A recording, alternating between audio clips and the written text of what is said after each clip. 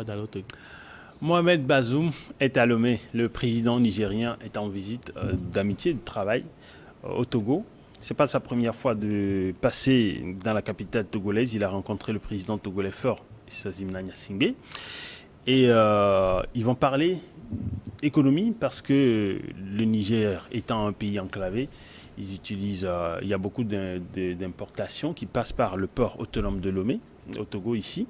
Et ils vont parler également sécurité puisque le Niger comme le Togo sont inquiétés, ce sont des pays qui sont inquiétés par le terrorisme. Et c'est ce qui est à l'ordre du jour pour les deux chefs d'État. Je te donne la parole, Marc. Oui, avant de venir au Togo, je voudrais faire une précision au niveau de ces marques. Chaque président qui vient, ou bien chaque aéroport international chef d'État qui prend le pouvoir, 30 secondes, c'est oui, l'avion qui atterrit. Vous devez savoir qu'il y a un cahier, il a un cahier de charges qu'il doit respecter. Ce qui veut dire que s'il arrive à mettre la volonté politique, ça peut aller. Moi, mon problème, ce que moi je déplore, c'est que quand ils viennent, ils ne mettent pas en pratique ce qu'ils ont dit. Ils ne font pas tout pour pouvoir réussir leur mission. Alors, quand je reviens au Togo... Oui, ok, allons-y. Quand je reviens au Togo, Mohamed Bazoum, qui est actuellement avec notre président fort, pour moi, c'est une bonne chose. Vous savez, quand les chefs d'État... Non, je ne vous ai pas demandé si c'était une bonne chose ou pas. C'est toujours une bonne chose. Quand les chefs d'État se rencontrent, il y a toujours quelque chose. C'est vrai que le communiqué du gouvernement nous parle de coopération bilatérale, sécuritaire et c'est comme ça. Ce qui est sûr, ils vont discuter des choses. Mais moi, ma question, ce qui me... mon interrogation se situe où? Est-ce que ce dont ils vont discuter, quel sera l'impact positif pour la population? C'est-à-dire pour les populations togolaises et puis nigériennes, c'est ça? Surtout pour la population togolaise, parce que moi je suis du Togo. Bon, après on est sur une chaîne internationale. C'est vrai que il faut poser la question de façon générale. Pour les deux pays, mais je valorise mon pays d'abord. Et quel sera l'impact positif pour les deux pays? C'est vrai qu'aujourd'hui, le Togo est confronté à des attaques terroristes, de même que le Niger également. Maintenant, quels sont les dispositifs qu'ils vont mettre en place? Quels sont les mécanismes qu'ils vont mettre en place pour pouvoir contrer les djihadistes qui menacent la population? Certes, ils vont discuter de tout et de rien, mais l'impact, c'est ça qui est très important pour moi. Si la population ne peut pas tirer quelque chose de leur rencontre, je pense que ça ne serait pas possible de le faire. Mais vous savez, chaque État, il faut la diplomatie. Chaque État a son cahier de charges et il faut le pays n'est pas centré seulement à l'intérieur, mais il y a aussi l'extérieur du pays aussi. Et ce que moi je peux relever, c'est que il faut que ces échanges-là puissent apporter quelque chose à la population, tout simplement. La coopération sud-sud, toujours la promotion. Oui, je pense que Bazoum n'a pas pris son avion pour parcourir des centaines de kilomètres. Pour dîner, parce que j'étais à l'aéroport ce matin. On a généralement les ministres des Affaires étrangères qui peuvent faire ces petits voyages quand ils ne sont pas très importants. Donc je pense que c'était important que le président nigérien arrive, et vous l'avez souligné, c'est la troisième fois qu'il arrive en si peu de temps. C'est dire qu'il y a des urgences. On a le nôtre aussi qui était en Ouganda il n'y a pas longtemps. Donc vous voyez que les besoins font que les présidents africains sont obligés de se voir souvent. Et c'est là pourquoi j'avais dit tantôt, s'agissant de l'aide de la Côte d'Ivoire au Burkina, qu'il fallait valoriser cette solidarité, cette coopération-là. Parce que là, aujourd'hui, on parle de terrorisme, on a parlé du G5 Sahel, le Niger fait partie d'un des pays, après le Mali est sorti. Et aujourd'hui, il y a une réunion du G5 Sahel qui a eu lieu, je crois, au Tchad récemment. En absence du Mali, le Burkina était représenté. Nous, on observait, on se disait que par rapport aujourd'hui à l'évolution du phénomène, il faut que ce G5 Sahel soit ouvert aux autres pays qui n'étaient pas touchés à l'époque. Donc aujourd'hui, la question de sécurité est très importante. il faut que le président en discute. Et puis, il y a les questions économiques. Le Togo a réussi aujourd'hui à positionner son port comme le 4e port africain en termes de transportement. Et c'est dire que le Togo veut intensifier ses relations avec les pays de l'Interland, donc ils viennent chercher plusieurs marchandises ici. Et on a vu aussi tout l'intérêt du Togo à se battre pour la levée des sanctions contre le Mali, parce que justement, le Mali aussi est un pays partenaire sur le plan économique. Plusieurs transactions en termes de 80 milliards pratiquement entre le Togo et le Mali. Je pense qu'avec le Niger, on ne va pas être très loin aussi de ce chiffre-là. Et donc, pour la bonne santé économique de ces pays-là, il faut de temps en temps que les plus hautes autorités se voient pour recadrer les choses. Et comme vous avez vu à l'aéroport, sans doute, il y avait des hommes d'affaires nigériens. Donc, ils sont allés aussi accueillir le président. Se dire qu'ils attendent de leur président et qu'ils défendent certains de leurs intérêts ici, au niveau de la plateforme portière et au niveau aussi de la plateforme industrielle d'Etikopie aussi, où les choses sont en train de se délocaliser. Donc, j'en attends quand même de voir le communiqué final qui va sanctionner cette journée-là. Mais pour moi, c'est toujours une très bonne chose quand les Africains essaient à leur niveau de se renforcer, de faire des choses ensemble dans l'intérêt des deux pays. Donc, vous savez, il y a une forte communauté nigérienne ici, au Togo. Et je crois que c'est de bonne guerre que le président, de temps en temps, vienne raffermir ce genre de relations. Donc, espérons qu'il invite le président togolais pour une visite à Niamey, et que là aussi, les Togolais ou les intérêts togolais qui sont là-bas aussi soient garantis et valorisés. Il y a une grande communauté nigérienne ici au Togo dans plusieurs affaires. Vous allez au grand marché de Lomé, vous allez dans la rue de Lomé, un peu partout. Je pense qu'ils sont... En tout cas, à aucun moment, je n'ai senti que la communauté était inquiétée pour le moment. C'est en tout cas une relation de longue date, d'amitié entre les deux peuples. Habituellement, nous les appelons les Aoussa ou oui, bon. Ils sont tellement pleins, ils font de bonnes affaires sans s'inquiéter et tout. Et ce qui est intéressant, c'est qu'on n'a pas quand même un système qui permettrait de filtrer qui que ce soit. Le Togo est une terre d'accueil. Peut-être que c'est vous qui ne savez pas. Vous n'avez pas besoin de Peut-être que c'est vous qui ne savez pas qu'on filtre. Non, il n'y a pas de cas de séjour au Togo. Oui, donc s'il n'y a pas de cas de séjour, c'est sûrement que...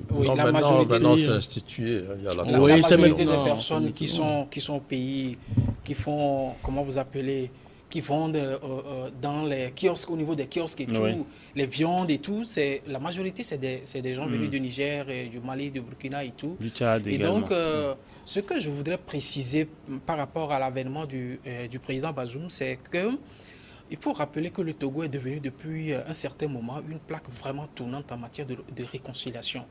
Et nous avons reçu des présidents qui n'arrivaient même pas à aller dans d'autres pays de part. Donc, je parle ainsi c'est un pays que vous connaissez très bien. Mais le Togo a toujours s'est positionné comme pays ami.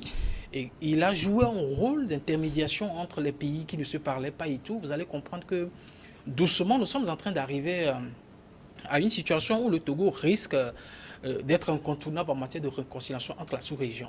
Je vais même au-delà pour dire que même peut-être on va positionner le Togo en dehors même de la CEDEAO pour dire que bon, voilà le pays officiel qui va jouer de l'intermédiation entre tous les pays et où il y aura des difficultés, on ne le souhaite pas. Pourquoi ne pas écrire un projet pendant qu'on y est sur l'unité de l'Afrique? Pour les hommes politiques qui nous suivent, ils peuvent quand même opter ça, il n'y a pas de souci. Et donc moi je trouve que c'est intéressant de voir quand même notre pays se positionner et de part et d'autre. Nous avons reçu même le Premier ministre burkinabé qui était venu au pays et tout, et plusieurs personnalités des pays frères qui viennent, ne serait-ce que des conseils, ne serait-ce que des orientations et tout.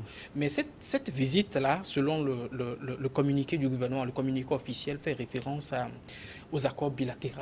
les accords bilatéraux font référence forcément à la coopération bilatérale. La coopération bilatérale, après cette coopération, il y aura forcément des accords bilatéraux qui vont forcément amener les deux pays à mettre sur pied des systèmes de transfert, soit humains, soit financiers, soit en tout cas économiques, pour permettre donc l'essor des deux pays. Et donc je trouve que c'est une bonne chose que le Bazoum soit au Togo pour discuter avec son homologue fort Ezozemna Nyazingbe depuis lors qu'il ne cesse de se battre fort. Mais l'autre côté aussi qu'il faut relever, vous savez, dans 2 ans, le président de la République, en tout cas le Togo entier passera quand même à l'épreuve des élections. Et toute cette tournée, tous ces avantages, et là moi je pense politique, il faut aller au-delà. Je pense qu'il est en train de se positionner sur la scène nationale et internationale pour se donner une vraie visibilité. Vous parlez de Faure Gnassingbé ? Bien sûr, pour se donner une vraie visibilité et donc essayer quand même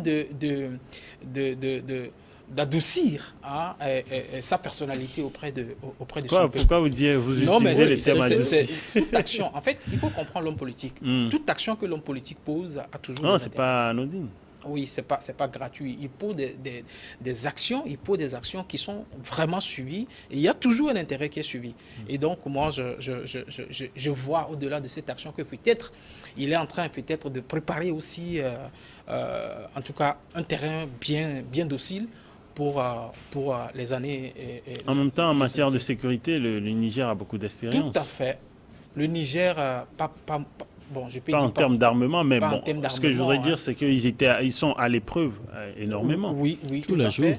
Et je pense qu'à travers donc, cette coopération bilatérale qui est, en tout cas, qui fait partie donc, de leur feuille de route, je pense qu'ils vont sérieusement discuter sur cette question de sécurité qui pourquoi ne pas fédérer les forces nigériennes et togolaises pour combattre le mal qui gangrène peut-être même que ce que Choua disait, Bazoum a fait vous n'êtes pas sans savoir qu'il était au Bénin. Il a quitté le Bénin pour venir ici. Oui. Il a fait un tour au Togo juste pour voir peut-être comment est-ce que le Togo fait pour pouvoir contrer les djihadistes qui nous attaquent. Parce que depuis lors, les victimes des attaques terroristes au Niger, mais vous n'êtes pas sans savoir que c'est bon, ça n'a rien à voir avec ce qu'il y a au Togo. Non. En même temps, les zones ne sont pas les mêmes. Ils vont discuter de quoi de la sécurité également. Oui. Donc, ils peuvent également fédérer leurs forces. Comment est-ce qu'eux, ils font pour pouvoir contrer ces attaques-là? Ils sont peut-être venus ici pour fédérer leurs forces, comme on est en train de le dire, mais pour apprendre peut-être de nous également. Comme Joël l'a dit tout de suite, depuis un certain temps, le Togo est considéré comme un pays d'accueil, un pays de dialogue. Et actuellement, dans la sous-région, il y a le problème sécuritaire qui menace la sous-région. Et outre cela, il y a également le Mali qui est en train de sortir de la crise sécuritaire également. Donc comment est-ce qu'on peut fédérer nos forces pour pouvoir venir en aide aux autres pays frères? Donc, comme l'a dit Germain tout de suite, l'arrivée de Bazoum au Togo n'est pas anodin. Mais moi, ce qui m'importe beaucoup, après tout ça, après la diplomatie, il faudrait que la population bénéficie de ces échanges-là. Il faudrait qu'on arrive à mettre un dispositif ensemble, un système qui va faire évoluer la population dans le sens. C'est important.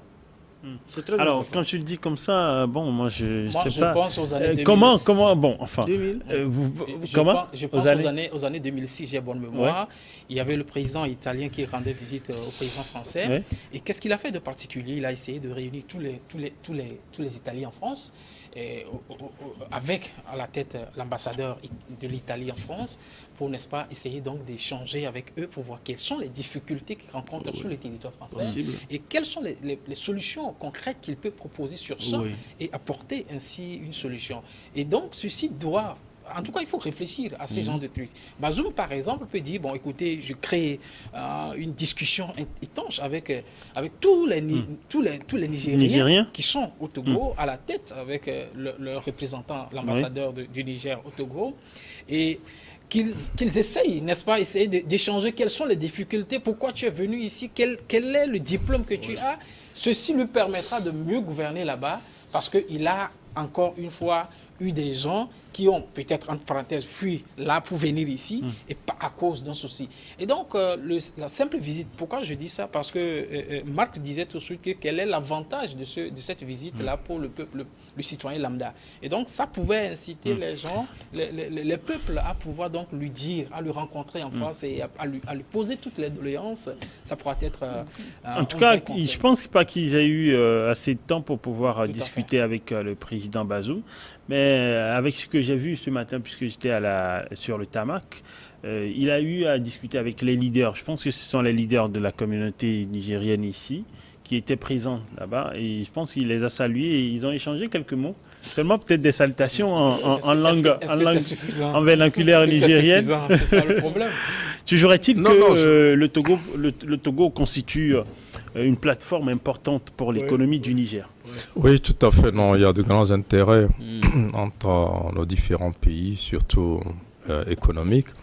Et je crois qu'un tel voyage aussi est généralement préparé en amont par des techniciens, aussi bien côté du Niger que côté togolais. Donc quand les présidents viennent, ils vont juste parcourir certains aspects qui ont été déjà étudiés et détaillés, travaillés donc par des experts. Donc je crois que comme il le dit, il a fait le Bénin, il a fait le Togo. Ce qu'on sait d'office, c'est qu'ils vont parler de sécurité. Ce qu'on sait, c'est qu'ils vont parler économie. Et nous savons que le port de Cotonou aussi est une porte de sortie pour les marchandises vers le Niger. Le port de Lomé est beaucoup plus en avance dans ce domaine du fait du développement des infrastructures et de la qualité même de notre port qui aujourd'hui accueille certains bateaux qui ne peuvent accoster ni au Ghana, ni au Bénin, ni au Nigeria. Donc je crois que c'est un avantage. Mais après, les retombées immédiates, elles ne sont pas visibles. Un président ne vient pas et puis ramener quelque chose dans sa mallette directement ou laisser quelque chose. Voilà. Donc c'est après la visite que les retombées, ça peut prendre des mois, ça peut prendre. Mais l'essentiel si c'est rapide, il faut qu'il y ait des retombées. Si un problème urgent, ça peut se décider immédiatement, on le règle. Mais pour les autres questions, c'est que après il faut travailler à la mise en œuvre de ce qui aurait été discuté. Mais ce qui est important, c'est que vraiment nos présidents se rencontrent dans l'intérêt de notre population. Et je pense que c'est pour cela que le président Bazoum était dans nos murs et visiblement on souhaite que ça rejaillisse aussi sur toute la sous-région parce que depuis cette crise-là, il y a plusieurs pays qui ne s'entendent plus.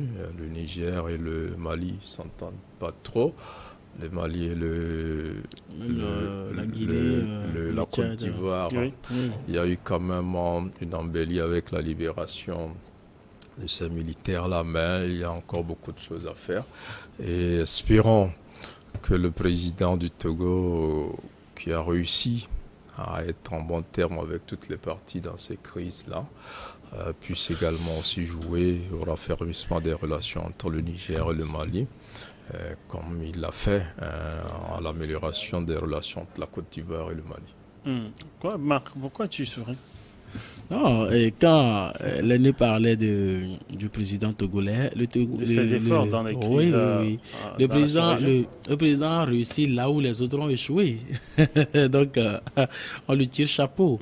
Et nous espérons vraiment que cette visite d'amitié, de travail va beaucoup générer. Moi, c'est la population qui m'inquiète. Moi, je le dis toujours. Puisque le citoyen lambda, je fais partie du peuple togolais.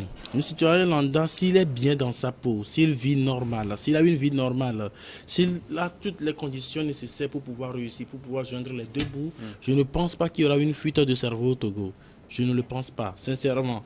Le problème, c'est que quand on n'a pas une vie aisée, quand on n'a pas une vie décente, C'est ça qui fait que la population, les citoyens cherchent à quitter le pays. Maintenant, tu voudrais que...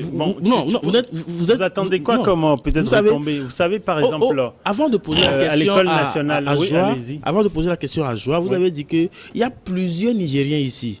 Et c'est un constat. Oui, énormément. Et c'est un constat. Quand vous allez à l'école nationale d'administration, il y en a beaucoup là-bas qui étudient. Et pas seulement le Togo qui accueille ces Nigériens, il y a beaucoup de Togolais également au Niger. Et on fait du commerce également. Il y a beaucoup de produits artistiques qui viennent du Niger. Oui. Qui viennent du Niger. Oui. En fait, tout de suite, quand je parlais, ce que je voudrais dire, c'est ce que je vais essayer de mettre en exergue tout de suite. Donc, il faut aller, avant de faire quelque chose pour quelqu'un, il faut discuter avec la personne. Qu'est-ce que la personne cherche réellement? Pourquoi ces hommes d'affaires-là ont quitté leur pays pour aller dans un autre pays? Peut-être qu'il y a plus d'opportunités ici. Certes.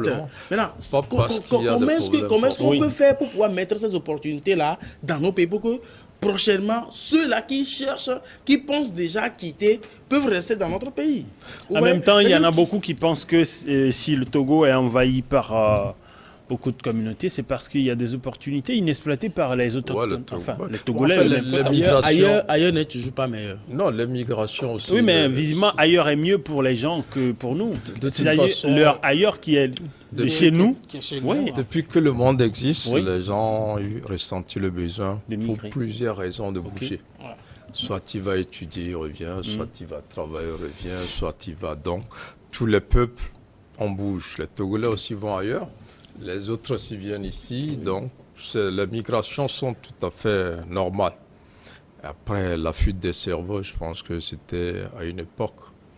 Aujourd'hui, je pense aussi qu'il y a assez de cerveaux qu'on n'arrive pas aussi à utiliser dans le pays. Donc, il n'y a plus vraiment une véritable fuite en tant que telle. Ça, la dernière fois, je lisais qu'il y a plusieurs médecins ivoiriens qui sont partis au Canada. Alors, en temps, il y avait une grève de plus de 3 000 docteurs, médecins. Plus de 3 000 mais en même temps, vous n'allez pas utiliser votre cerveau dans la misère. Oui, non, ce que je dis, mais ceux qui vont pour travailler, ils cherchent leur bien-être d'abord. Après aussi, le pays a besoin de médecins. Ça, c'est vrai. Mais si le pays ne les emploie pas, ils font quoi? Ils se cherchent. Ceux qui quittent le Niger, qui viennent vendre ici, s'ils viennent se rendre compte qu'ici, personne ne vend ce qu'ils vendent, ben, ils viennent le vendre ici. Et ils ne vont plus repartir. Hein? Oui, mais pourquoi il repartira? Puisque ce qu'il vend, ça marche. Il est là. Donc, il y a des Togolais aussi dans d'autres pays qui travaillent. Quand vous voyez les ouvriers togolais, ils sont très sollicités dans des pays comme la Guinée équatoriale et tout ça, les maçons, les caroleurs, les staffeurs, même au Ghana voisin. Effectivement. Ils sont friands des staffeurs togolais. C'est extraordinaire. Moi, j'ai rencontré. Il faut aussi dire que c'est parce que nous sommes très honnêtes. Hein. Non, les même Togolais pas. sont très J'ai honnêtes. rencontré un grand artiste au Ghana, Kodjo Antui, qui me dit il cherche un staffeur togolais. Je dis mais comment? Il dit oui, que les staffeurs togolais travaillent bien. Je dis mais mieux que les staffeurs du Ghana. Il dit oui. Et pourtant, il y a des gens qui quittent ici. La majorité que moi j'ai rencontrée est allée là-bas pour apprendre ce métier. Hein. Oui, les gens apprennent même là-bas et reviennent. Donc, vous voyez, donc après, je crois qu'il ne faut pas... Tous les peuples bougent en réalité. Nous le disons aujourd'hui, actuellement, il y a plein de Togolais au Bénin. Il y en a plein. Là, par exemple, en Côte d'Ivoire, c'est là où il y a la plus grande diaspora togolaise en Afrique. Ils sont des centaines de milliers là-bas. Intégrés, certains ne vont plus jamais revenir. Peut-être les raisons, on les connaît. Voilà. Donc, pour plusieurs raisons, les gens bougent. Et c'est pareil. Quand vous voyez les Libanais, on dit d'eux qu'ils sont plus nombreux à l'extérieur que dans leur pays. Donc, c'est tout à fait normal. Ils sont dans des domaines où, dans le pays où les gens ne le font pas. Quand vous allez dans le marché des voitures, par exemple, vous avez des gens qui s'y connaissent. La restauration également. Voilà, et dans tous les pays, ils sont là. Et c'est parce que, voilà, donc c'est un peu ça. Moi, je pense qu'on profite tous des migrations et faisons en sorte que chacun, là où il s'établit pour grandir, qu'il puisse vivre en paix, travailler, peut-être revenir chez lui plus tard, ou s'il choisit de s'établir là-bas, il prend la nationalité. On est arrivé quasiment à la fin de cette émission ce soir. Alors, Joie, un mot si tu veux. Non, juste, bon, avant que je ne conclue. C'est juste dire à ma chère épouse qui me demande, mais est-ce que ton animateur ne veut pas que tu me dises un bonjour sur le plateau? Alors je le fais sincèrement. Tu as plaisir, je t'en prie. Merci, donc c'est pour lui dire que je le fais aujourd'hui et pour lui dire qu'il a permis. Pourquoi c'est aujourd'hui? C'est son anniversaire? Écoutez, non, c'est pas son anniversaire, mais c'est son jour spécial.